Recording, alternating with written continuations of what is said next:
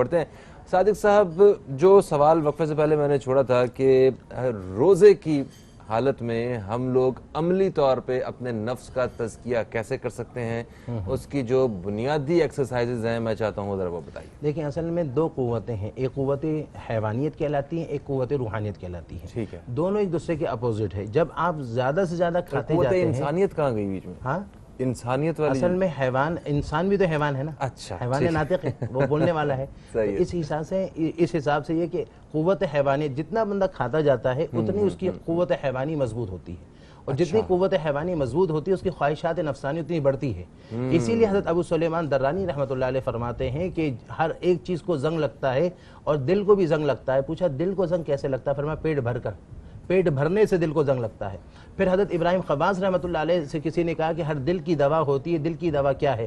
آپ نے فرمایا چند چیزیں ہیں، اگر اس کو اگر اپنا لیا جائے تو یہی دل، یہ جو چیزیں ہیں یہ دل کی دوائی بن جاتی ہے۔ کہا کیا؟ فرمایا پیٹ کا خالی رکھنا۔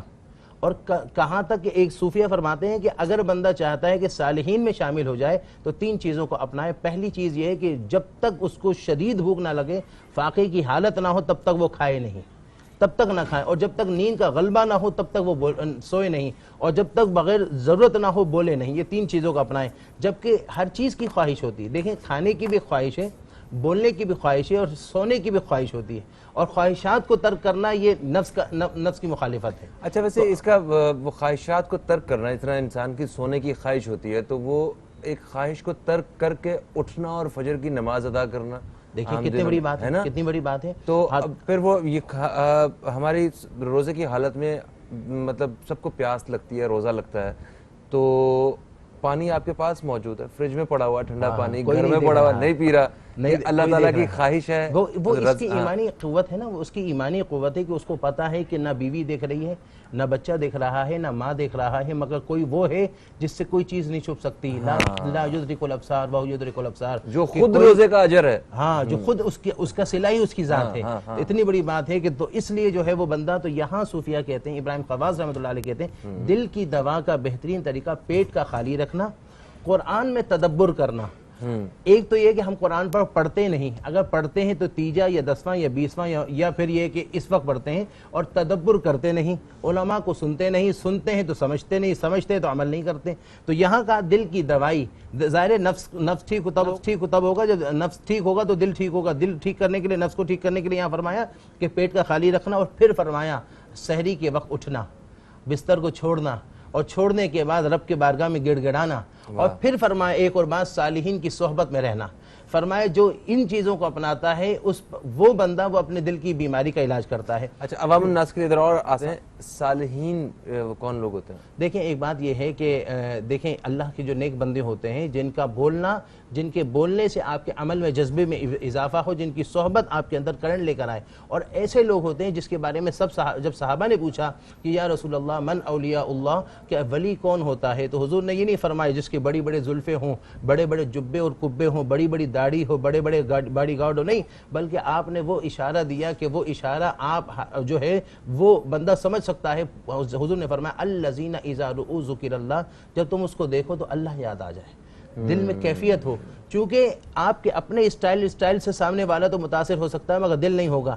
دل آپ کا دل تب متاثر ہوگا جب اس کے قلب کے اندر انوار الہی کی تجلیات موجود ہوں گے۔ آپ صحیح کہہ رہے ہیں، کچھ ایسی شخصیات ہوتی ہیں کہ آپ ان سے ملتے ہیں تو آپ کا دل کرتا ہے کہ آپ ان سے بیٹھیں، ان سے باتیں، وہ آپ کو کوئی نہ کوئی مطلب دین کی بات، اچھا وہی باتیں ہم بچپن سے کتابوں سے، بڑوں سے، اپنے گرد و نواح سے سنتے آئے نا ساری، مگر کچھ ایسی شخصیات ہوتی ہیں کہ وہ وہی بات جب وہ شخص کر رہا ہوتا ہے، اس کی زبان سے نکل رہی ہوتی ہے تو وہ اثر رکھ رہی ہوتی ہے، دل پر کیفیت ڈالتی ہے۔ اسی لیے تو مولانا روم رحمۃ اللہ علیہ فرماتے ہیں یک لمحہ صحبت با اولیاء بہتر از 100 سالہ طاعت بیریا۔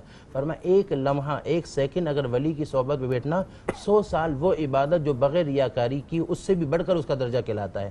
اس کی تشریح میں کہ 100 سال عبادت وہ بھی بغیر ریاکاری اس سے بھی بڑھ کر درجہ کہلاتا ہے، تو اس کی تشریح میں فرمایا کہ آپ کی عبادت درجہ بڑھاتا ہے مگر تبدیلی تو یہ دین کی احکامات میں سے۔ اچھا تو بچ جائیں گے آپ۔ صحیح ہے علامہ صاحب، ایک بڑا مختصر سا سوال ہے جی کہ ہم اپنے چور راستے ڈھونڈے ہوتے ہیں، ہم نے مطلب آپ دین کی ایک چیز مجھے سمجھ آ رہی ہے، میرے لیے فرض کریں کہ صبح صبح اٹھنا آسان ہے، میں نے اس ٹائم جانا ہوتا ہے، میں نماز پڑھ لی، میں نے اب زکوٰۃ کی باری آتی ہے تو میں نے کہا نہیں اس پہ تو لگتی نہیں ہے, اس پہ بھی نہیں لگتی, اس پہ بھی نہیں لگتی. مطلب اب جو ہمیں آسان ہے وہ اس کے دین کی اس پہلو کو تو ہم نے فالو کر لیا, جو آسان نہیں ہے جس پہ ہمیں کوشش کرنی ہے اس کی طرف ہم گئے ہی نہیں. تو ایسی صورتحال میں کیا کہتے ہیں آپ؟ دیکھیں بات یہ ہے کہ نفس کی مخالفت جب بندہ کرتا ہے نا تو اس کو رخصت تو چھوڑنا پڑتا ہے, عزیمت اختیار کرنی پڑتی ہے. جب عزیمت اختیار کرے گا تبھی تو وہ ہوگا. جو ہے نا نفس تو رخصت کے موقع تلاش کرتا ہے, وہ چاہتا ہے کہ اس رخصت کے موقع سے فائدہ اٹھائے, اس لیے جو ہے ایک تو یہ. دوسری بات یہ ہے یعنی کہ مکمل طریقے سے دین کو فالو کرنا پڑے گا. اگر دین کو دیکھیں یہاں دو باتیں مختصر میں 1 منٹ میں عرض کروں گا. بایزید بستامی رحمۃ اللہ علیہ کہتے ہیں جس پہ ہمت ہے تو وہ روحانی طریقت کے منزلوں کو طے کرے, نہیں ہو چاہتا ہے کہ میں کامل ہو جاؤں وہ شریعت کو پکڑ لے, پکا پکڑ لے. میں یہ عرض کروں گا کہ دیکھیں اگر یہ ہے کہ اگر بندہ چاہتا ہے کہ کامیاب ہو جائے نا تو اس کے لیے نفس کی خواہش کو ترک کرنا پڑتا ہے. تو اس کے لیے بہترین یہ ہے کہ بندہ جو ہے نا وہ خواہش کو ترک کر کے قناعت پر آ جائے. کیونکہ قناعت جو ہے یہ فقیر کو بادشاہ بنا دیتی ہے, اور خواہش جو ہے نا وہ بادشاہ کو فقیر بنا دیتی ہے. تو اسی لیے جو ہے بندے کو چاہیے کہ خواہش کو ترک کرے. دوسری بات یہ ہے کہ اپنے آپ کو نفس کی مخالفت, اگر جو ہے وہ نفس کو خواہش دلا رہا ہے تو خواہش کی مخالفت کرے, اور جب مخالفت پر اس کا یعنی اگر اس پر ڈٹ جائے اور وہ مکمل کر لے تو اپنے آپ کو انعام دے, اپنے آپ کو انعام دے. اچھا انعام کیسا؟ انعام میں یہ ہے کہ مثال کے طور پر آپ قرآن پڑھ رہے ہیں, آپ کو نفس جو ہے وہ آپ کو وہ کر رہا ہے کہ نہیں پڑھنے دے رہا, آپ کہنے میں پڑھوں گا میں کچھ, تو آپ یہ نوافل پڑھ رہا ہے تو آپ کو وہ کر رہے ہیں, تو آپ مخالفت کر کے وہ کر لیں. جب کر لیں تو آپ تھوڑا سا اچھا کھا لیں, یہ انعام دے دیں, اپنے آپ کو وہ کر لیں. دوسری بات یہ کہ اگر آپ کو نفس ورغلا ہے تو اپنے آپ کو سزا دیں. جیسے بایزید بستامی رحمۃ اللہ علیہ فرماتے ہیں کہ میں جب میں عبادت کرنے لگا تو نفس مجھے بے چین کرنے لگا. جب بے چین کرنے لگا تو میں نے کہا تجھے سزا دوں گا, 1 سال تک پانی پینے نہیں دوں گا. اللہ, ایسی انہوں نے اتنی بڑی سخت. تو اسی طرح